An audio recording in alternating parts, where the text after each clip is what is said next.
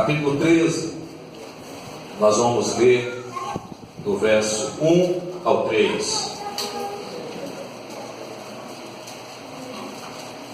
Atos dos Apóstolos, capítulo 13.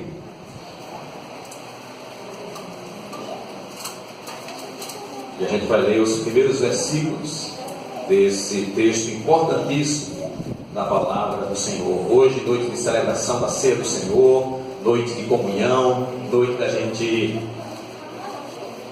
nos alegrar mais e mais na presença do Senhor. Amém, irmãos? Amém, minhas irmãs? Amém. A palavra do Senhor nos diz assim: e na igreja que estava em Antioquia havia alguns profetas e doutores, a saber, Barnabé, Simeão chamado Níger, e Lúcio o Cirineu, e Manaém, que fora criado com Herodes o tetrarca, e Saulo. E servindo a eles e jejuando, disse o Espírito Santo: apartai-me a Barnabé e a Saulo para a obra que os tenho chamado. Então, jejuando e orando, pondo sobre eles as mãos, os despediram. Que o nosso Deus aplique este santo e maravilhoso texto nos nossos corações. Amém? Podeis sentar, amados irmãos e irmãs. Nós estamos na nossa campanha de missões nacionais, né? E esse é um momento importantíssimo para a igreja pensar na sua missão. A maior e principal missão da igreja é a obra da evangelização, fazer discípulos de todas as nações, anunciar a obra daquele que nos chamou, que nos convocou para, de fato, estarmos levando essa boa nova a todo o mundo e especialmente ao nosso mundo.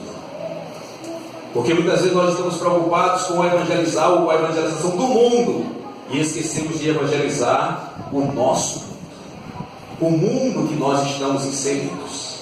E como igreja hoje nós vamos pensar no exemplo dessa igreja lá em Antioquia, a primeira igreja missionária citada na Bíblia, a primeira igreja que enviou missionários, a primeira igreja que de fato assumiu a obra da evangelização, de sair, né, das quatro paredes para estar evangelizando e mandando missionários, e não só mandando, não só comissionando, mas estarem sustentando aqueles missionários. E amados irmãos e irmãs, hoje nós temos o que aprender muito. Mas antes nós gostaríamos de fazer uma pergunta para nós, como igreja do Senhor. Nós temos sido uma igreja missionária? Será que nós estamos de fato com a vida da nossa igreja? E aí, quando eu falo igreja, não estou pensando Rua Nova, Quebec, Usina. Não, estou pensando na igreja, na nossa igreja. Sem títulos, sem rótulos, sem separações, na igreja que nós fazemos parte como corpo de Cristo. Será que nós estamos nos reunindo para celebrarmos, adorarmos, mas será que nós estamos preocupados de fato com a missão maior da igreja, que é a obra da evangelização? Então, para que nós possamos detectar isso, existem alguns princípios na palavra de Deus que marcam uma igreja missionária. E nessa noite nós vamos pensar por alguns minutos justamente sobre isso. As marcas ou os princípios que marcam uma igreja missionária. Quais são as marcas que de fato nosso Deus vai atestar que nós somos ou não uma igreja missionária? Então vamos olhar para esse texto. Eu quero que você mantenha a sua Bíblia aberta nesse texto, para a gente buscar nesse texto, no exemplo da igreja de Antioquia, a primeira igreja missionária, né, a enviar missionários, a gente entender o que de fato marca uma igreja missionária. E quando nós olhamos para esse texto, o primeiro princípio que nós encontramos numa igreja missionária, só abrindo parênteses, muitas vezes quando nós pensamos na igreja, uma igreja missionária, a gente pensa no trabalho lá fora, né? A igreja missionária é a igreja que faz um grande trabalho fora, lá fora. Mas o trabalho missionário começa no coração da igreja, no meu coração, no coração de cada irmão. Começa aqui no trabalho local e que nos impulsiona a sairmos, mas sairmos com esses princípios vividos no nosso viver. E a primeira dessa marca, o primeiro desses princípios é uma igreja que busca o aprofundamento da exposição e da presença da palavra de Deus.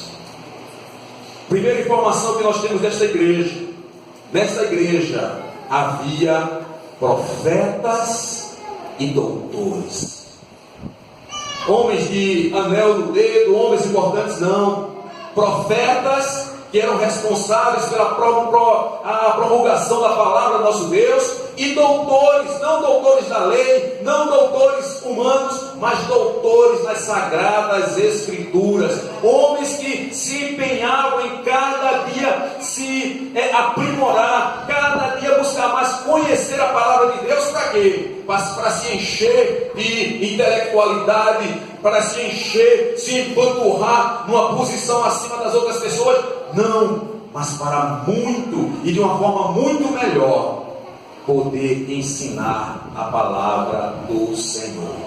E por que aqueles homens precisavam cada dia mais se aprimorar no ensino da palavra de Deus? Porque, meus amados irmãos, a igreja que é missionária, ela tem que ter a marca profunda da vivência da palavra de Deus. E a palavra de Deus tem que ser esclarecida da melhor forma possível. A palavra de Deus tem que ser exposta com autoridade e com unção, mas de modo claro, que todos possam entender que o que está sendo pregado neste lugar, o que é ensinado na escola bíblica, o que é ensinado em cada culto, não é palavras de homens, seja ele o homem qual for, não importa quem seja, mas se é de alguém que se coloca para simplesmente ser instrumento nas mãos de Deus. E para ser um instrumento ele tem que estar o quê? Afinado, porque o instrumento desafinado não vai dar a boa melodia.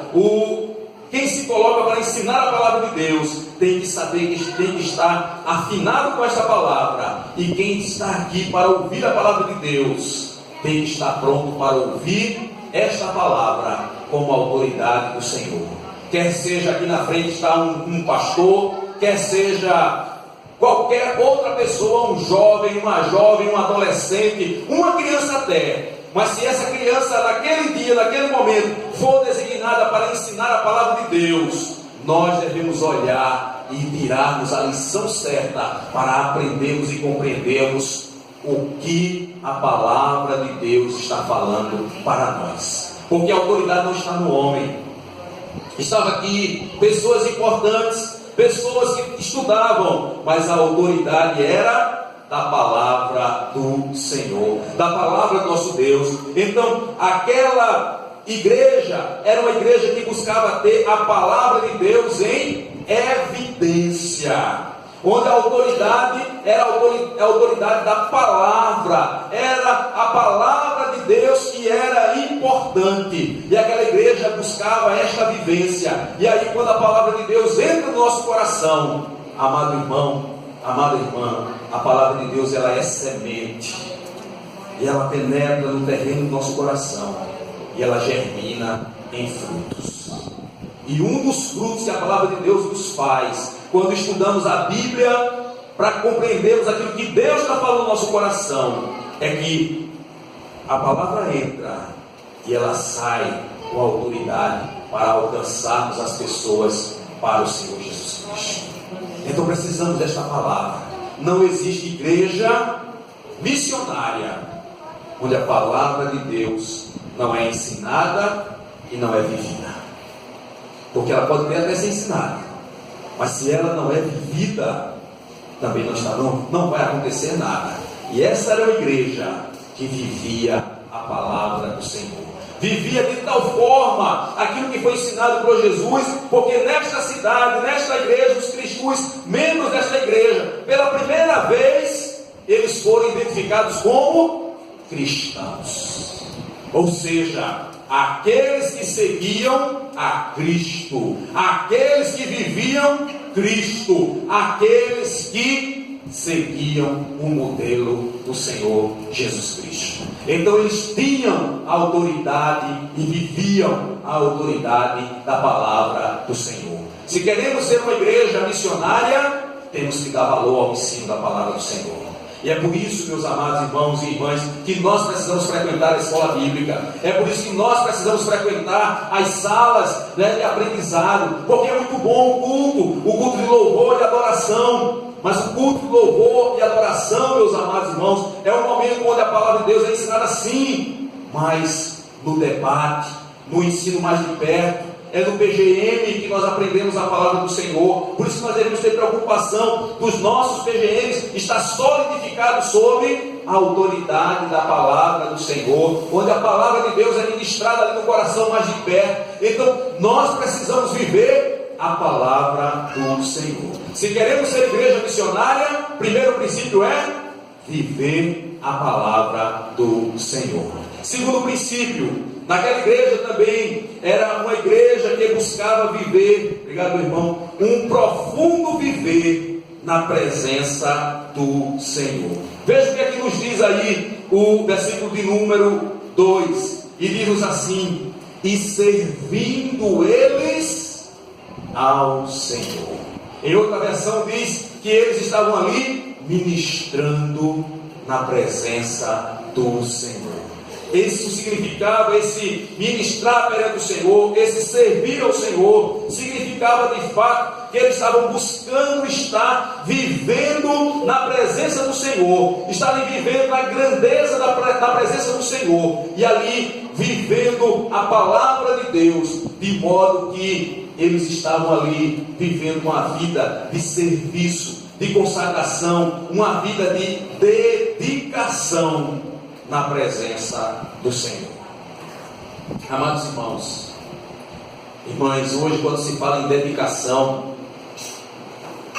muitas vezes nós pensamos em dedicação, por exemplo, os estudantes, está chegando aí o período do Enem, aí a gente vê a dedicação dos estudantes, em dar o seu melhor, em buscar um curso, devem fazer isso, obviamente, então se dedicam.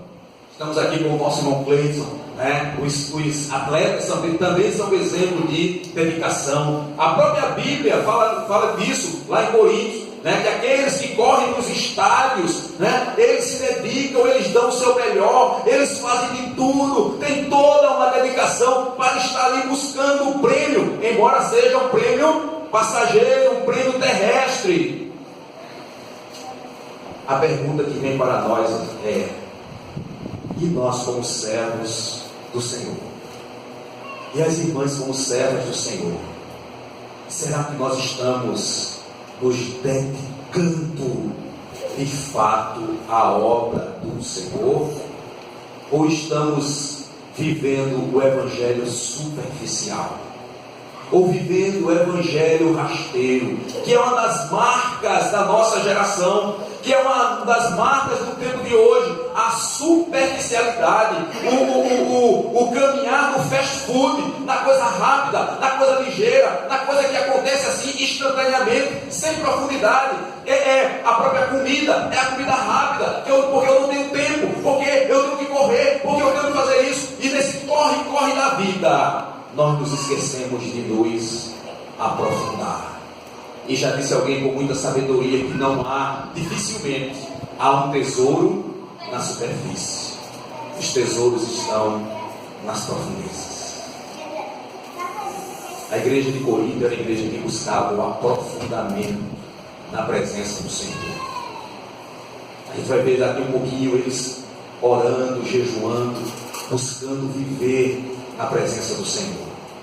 E muitas vezes nós estamos passando o nosso dia, e a gente sabe que a vida hoje não é fácil, é o corre-corre, é uma agonia, é correr atrás mesmo, mas muitas vezes nesse corre-corre nós estamos esquecendo do principal, que é buscar viver uma vida na presença do nosso Deus, viver como viviam aqui a igreja de Antioquia, servindo eles ao Senhor, ministrando com as suas vidas, ministrando ao Senhor. Ou seja, nas suas vidas eles eram ministros de Deus. Quando você sai de casa, e eu não quero criticar ninguém, mas refletir primeiramente na minha vida.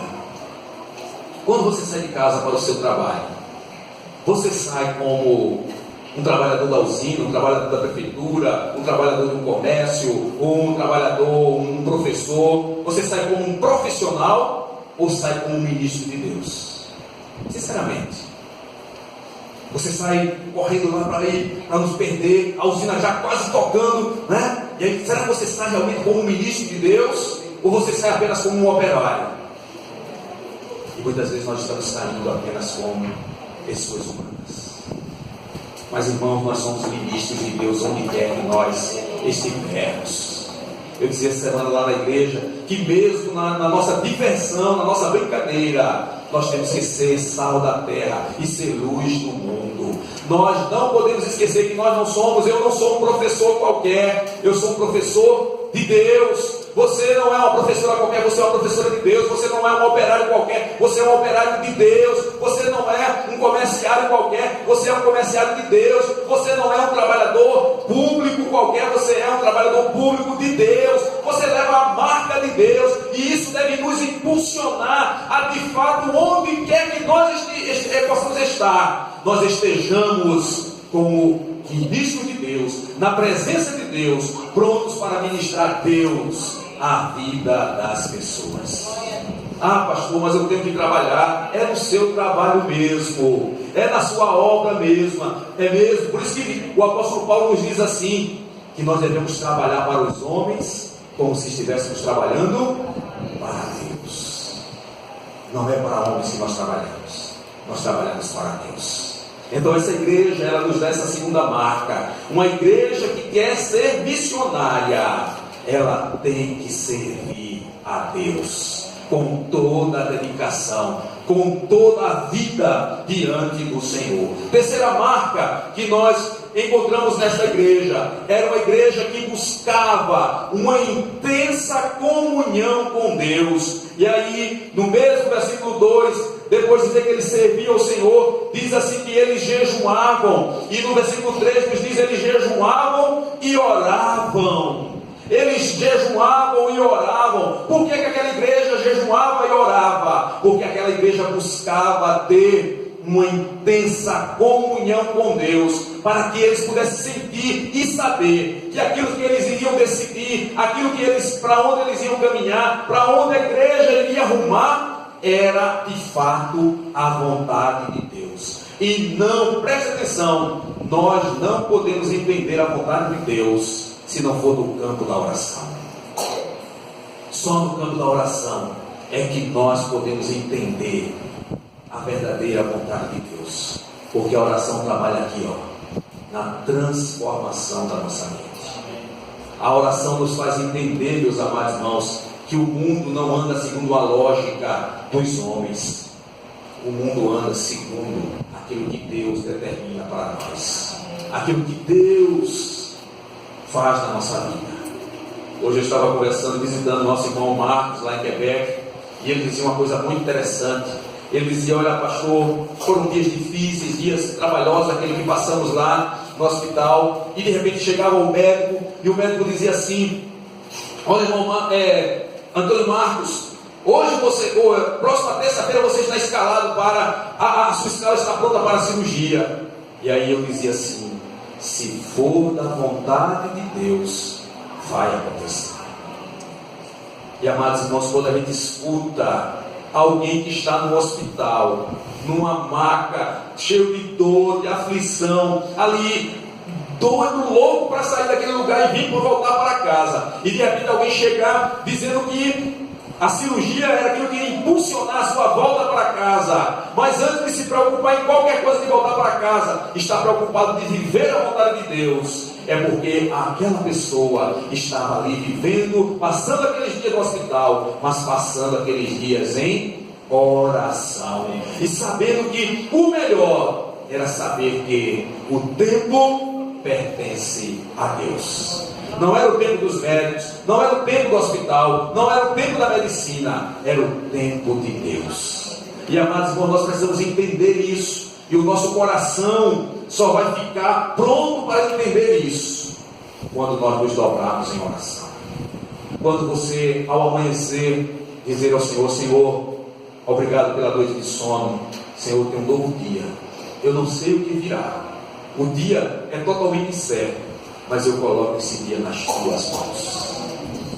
Você chega no trabalho: Senhor, me direciona aqui, né? Tem um ditado popular que a gente deve entrar com o pé direito, não é isso? Né? Não é pé direito não, é entrarmos em oração. E eu digo a você, meu irmão, eu digo a você, minha irmã, que isso faz uma grande e total diferença. Eu digo isso pela minha vida, eu não quero me apresentar não, mas só quero citar um exemplo pessoal. Todas as vezes que vamos lá para a escola, quando eu entro naquele lugar, pela minha capacidade, aquele dia é um dia difícil, pode ter certeza. É o dia que os alunos dão mais trabalho, é o dia que tem confusão, é o dia trabalhoso. Mas quando a gente se coloca na presença do Senhor, e ao chegarmos no portão daquele lugar, daquela escola, a gente diz: Senhor, que eu seja o teu instrumento neste dia, que eu faça a tua vontade. Não é que não tem confusão, não é que não tem discórdia, não é que não tem briga, mas você está pronto ali para agir em nome do Senhor Jesus Cristo. E coisas acontecem, e situações acontecem, que quando acontece aquela situação, vem gestão, vem os colegas e vem procurar você e disse: é hora do pastor, como aconteceu na última quarta-feira. Venha cá, Eliade, porque é hora do pastor, não é hora de professor nem gestão, não. É hora do pastor agir. Ele está ali em nome do Senhor Jesus Cristo. E a pessoa tem que estar em oração, buscando a vontade do nosso Deus. E orar, meus amados irmãos, é abrir a porta para, como nos diz o nosso pastor Fábio, deixar Deus trabalhar. Aquela igreja era uma igreja que orava, aquela igreja era uma igreja que jejuava, aquela igreja era uma igreja que buscava, estava vivendo ali na comunhão profunda com Deus. E aquela igreja entendeu de Deus que não precisava uma perseguição. Lembra que os cristãos de Jerusalém, eles saíram para evangelizar, mas saíram a partir de quê? De uma perseguição. Para não morrer, eles saíram. E quando iam pelos lugares, iam falando, iam anunciando o evangelho. Mas primeiro tem que ser motivado pelo quê? Por uma perseguição. A igreja de Antioquia, eles foram motivados pela oração. Saíram, e saíram na autoridade do poder de Deus, na autoridade da oração. Se a igreja quer ser uma igreja missionária, ela tem que ter a marca da oração, a marca de uma vida que busca comunhão profunda com Deus. E a quarta e última coisa que esse texto, de tantas outras lições que poderiam inspirar, é que aquela igreja, ela estava pronta para oferecer a Deus o seu melhor. A quarta marca de uma igreja missionária é a igreja que está pronta para oferecer o seu melhor. E aí, quando veio a direção de Deus, foi escolhido Barnabé e a Saulo. Era o que aquela igreja tinha de melhor. Eram os melhores quadros que aquela igreja tinha ali naquele momento. E uma igreja que estava nascendo ainda, que estava crescendo, estava vivendo os seus primeiros momentos, que certamente iria aprender muito com Saulo, que estava também com aquela sede de aprender, e aí aprendendo e ensinando a Barnabé, que era o filho da consolação, aquele que era o conciliador, era aquele que trabalhava, era aquele que quando sabia que havia uma necessidade, ele ia atrás, ele consolava, ele ajudava, ele discipulou o próprio Paulo. Era um homem extraordinário, Barnabé. Mas aí o Espírito Santo diz: olha, separe esses dois homens, porque para a obra que eu tenho, eu preciso dos melhores. E aquela igreja poderia dizer: não, manda outro aí, manda Lúcio, Sirineu, manda Em, manda Simeão. mas Deus separou o melhor. E aquela igreja abriu mão, o melhor, investiu o melhor que tinha dos seus quadros para sair ali, para ir de cidade em cidade, levando a palavra do Senhor nas viagens missionárias. E eles saíram e fizeram uma grande obra do Senhor. Aquela igreja não negou o que tinha de melhor. Só para a gente ter um exemplo muito rasteiro, Deus me livre de comparar, nem o pastor Fábio, é como se estivéssemos em oração e de repente agora o Espírito Santo falasse ao coração da nossa igreja: olha, separa o pastor Fábio e o pastor Eliade para ir agora para a obra de missões. Vocês deixariam o pastor Fábio ir? A igreja deixaria o pastor Eliade ir? Será? Ué, mas como é que vai ficar, gente? E agora? E como é que a congregação como é que vai ficar? E a igreja como é que vai ficar? E agora? Aquela igreja não perguntou em minuto nenhum. E pôs as mãos, abençoou e passou o ministério daqueles homens, fazendo o sustento daquela obra, porque para a obra de Deus sempre temos que dar o melhor. Não estou dizendo que eu e Fábio seja o melhor da igreja, não. Estou só citando o exemplo, em nome de Jesus. Mas aquela igreja não negou. E a pergunta que vem para mim e para você é: você está dando o seu melhor para Deus? Você está dando o melhor para o Senhor? Você está pronto para dar aquilo que for de mais especial, você entregar ao Senhor? Se nos lembrarmos do Antigo Testamento, vamos nos lembrar de Ana. Ana queria um filho, chorava, orava, clamava, mas quando ela prometeu a Deus, pediu, já foi um pedido com promessa, dizendo: eu vou entregar o meu filho ao Senhor. Amados irmãos, se nós queremos ser uma igreja missionária, nós temos que buscar sempre dar o melhor. Eu louvei a Deus de todo o meu coração. Não precisei nem colocar a mensagem no grupo do WhatsApp, que muitas vezes a gente... Mas quando eu li aquelas palavras do pastor Fábio, dizendo sobre a campanha de missões aqui na congregação, e ele dizendo: nós estamos em construção, mas o Deus da obra vai dar sustentação para a nossa construção, e não podemos deixar de fazer a obra do Senhor. O meu coração louvava por aquela atitude desse homem de Deus. Louvava, porque a gente tem que dar o nosso melhor para o Senhor. Irmãos e mães, nós temos que trabalhar, nós temos que sustentar a nossa casa, temos que, os jovens têm que estudar, mas a gente nunca deve esquecer: o melhor da minha vida é para Deus. É para Deus. Tem pessoas que até vão ofertar, desculpe o que eu vou dizer, mas escolhe aquelas cédulas mais surradas para dar de oferta na casa do Senhor. Eu escutava um colega nosso, e ele dizia assim: eu aprendi com meu pai. Meu pai era analfabeto, mas o meu pai sempre dizia assim: não leve nota surrada para a igreja, leve a nota mais nova. Até nisso, porque o nosso Deus merece o melhor. Não venha para a igreja de manteladão, de sandália bacana, de bermuda. Venha com o melhor. Se arrume, se prepare, se embeleze para o Senhor. Você está vindo para a casa de Deus. Venha para a casa de Deus. Mas muito mais do que posturas físicas e superficiais, o nosso coração tem que dar o melhor para o Senhor. O melhor da minha vida eu tenho que dar ao Senhor. E é por isso que às vezes, meus amados irmãos, nós pensamos e paramos tanto com os nossos projetos pessoais. Mas se você está em dúvida aí do seu projeto pessoal, e às vezes o projeto pessoal não é coisa tão grandiosa não, é numa sexta-feira, depois de uma semana de trabalho, você diz: eu vou para a igreja, vou ficar em casa descansando. Às vezes não precisa ser grandes coisas não, às vezes é apenas isso. E às vezes desse projeto pessoal a gente prefere ficar em casa descansando. Deixa de vir para a casa do Senhor, para celebrar, para aprender, para deixar Deus falar ao nosso coração. Estou só dando um exemplo de tantos exemplos que nós muitas vezes estamos fazendo esse julgamento. Eu não vou não para aquele não, porque tem umas pessoas que eu não gosto. É porque não sei o quê. É porque o pastor passa e não fala comigo. São projetos pessoais. Quando a gente quer servir ao Senhor, nada impede a nossa dedicação. A gente vai, porque a obra é do Senhor.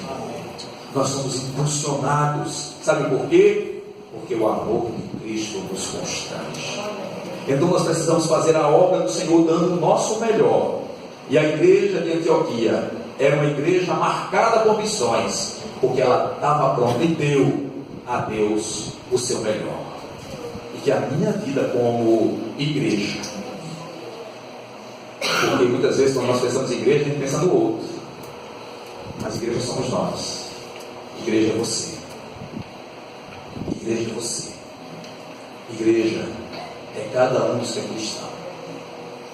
Então, na minha vida como igreja, eu tenho que dar o meu melhor. E Jesus colocou o parâmetro do melhor. Mateus 6,33. Alguém lembra? Buscai em primeiro lugar o reino de Deus e a sua justiça, e todas as outras coisas vos serão acrescentadas. Que Deus nos abençoe, para que não apenas no mês de setembro, campanha de missões nacionais, não apenas no mês de março, campanha de missões mundiais, ou no mês de julho, campanha de missões estaduais, nós possamos pensar na obra, pensarmos em missões,